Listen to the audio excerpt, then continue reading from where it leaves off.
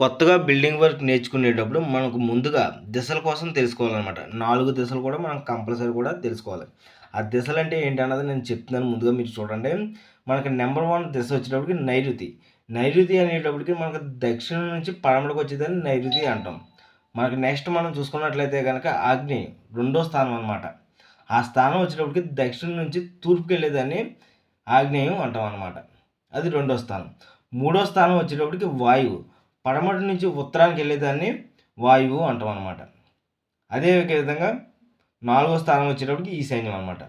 దానికి వచ్చేటప్పటికి మనం చూసుకున్నట్లయితే కనుక ఉత్తరం నుంచి తూర్పు వచ్చేదాన్ని ఈశాన్యం అంటాం అనమాట. ఈ 4 దిశలు అనేటప్పటికి ఏంటన్నది నేను చెప్తున్నాను చూడండి.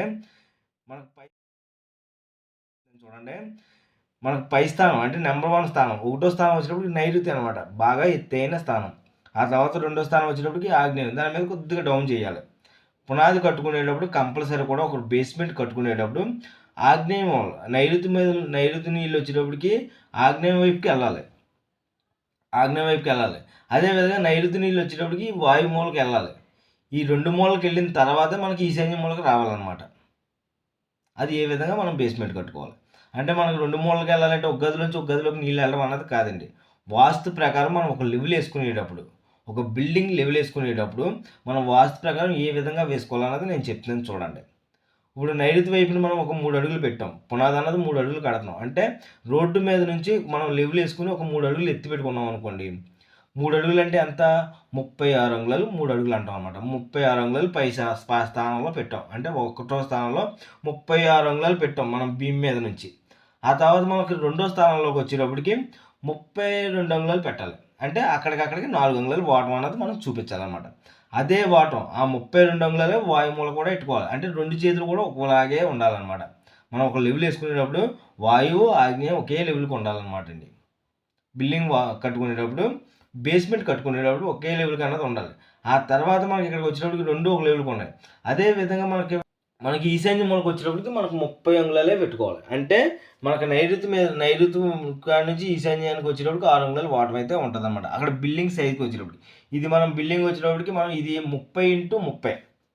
ఈ బిల్డింగ్ సైజ్ వచ్చేటప్పటికి ఒక 30x30 అన్నది మనం తీసుకోవడం అయితే జరుగుతుంది. ఈ 30x30 బిల్డింగ్కి 6 అంగుళాలు వాటర్ అనేది కంపల్సరీ కూడా మనం చూపించుకోవాలి. 3 అడుగులు బేస్మెంట్ హైట్ కట్టుకున్నప్పుడు వాటర్ అనేది ఆ విధంగా మనం లెవెల్ చూపుతాట అన్నది వేసుకోవాలి. ఆ విధంగా లెవెల్ చూపుతాట అన్నది వేసుకున్న తర్వాత మనం ముందుగానే బైనింగ్ వైర్లు అన్నది ప్రతి స్తంభాలకు కూడా టైట్గా 4 మూలలు దారలాగి ముందుగా 4 మూలలు కట్టుకోవాలి. కట్టుకున్న తర్వాత 4 మూలలు లాగేటప్పుడు మధ్యలో స్తంభాలు అనేవి వస్తాయి కదా, ఆ స్తంభాలకు బైనింగ్ వైర్ అన్నది చుట్టేసుకోవాలన్నమాట. ఆ బైనింగ్ వైర్ అన్నది చుట్టేసుకున్న తర్వాత మనం పునాది అన్నది కట్టుకోవాలి. మొత్తానికి మనకి ఈ విధంగా మనం లెవెల్ అన్నది వేసుకోవాలన్నమాట. మొత్తానికి పునాదికి లెవెలింగ్ అన్నది ఈ విధంగా వేసుకుని మనం బైనింగ్ వైర్తో చుట్టుకుని ఆ తర్వాత పునాది కట్టుకుని ఆ తర్వాత మట్టి పిలప్ అన్నది చేసుకోవాలి. పిల్లర్స్ వేసిన తర్వాత మట్టి పిలప్ చేసుకోవాలి. మొత్తానికి మనం హాయ్ ఫ్రెండ్స్, ఇంకా ఈ వీడియో అయితే అయిపోలేదు. ఈ వీడియో ఫుల్ వీడియో కావాలనుకుంటే కనుక మీకు డిస్క్రిప్షన్లో లింక్ అయితే నేను ఇవ్వడం అయితే జరిగింది. అక్కడికి వెళ్ళి ఈ ఫుల్ వీడియో చూడొచ్చు. అంతేకాదండి మన ఛానల్లో ఫుల్ కన్స్ట్రక్షన్ డీటెయిల్స్ అయితే ప్రతి వీడియో కూడా మీకు అర్థమయ్యే విధంగా నేను చెప్పడం అయితే జరిగిందనమాట. ఒకసారి మన ఛానల్లో కూడా చెక్ చేయండి. కొత్తగా ఎవరైనా చూస్తుంటే కనుక మన ఛానల్ సబ్స్క్రైబ్ చేసుకుని పక్కనే ఉన్న బెల్ ఐకాన్ అయితే క్లిక్ చేయండి. మీ సపోర్ట్ నాకు చాలా అవసరం ఫ్రెండ్స్.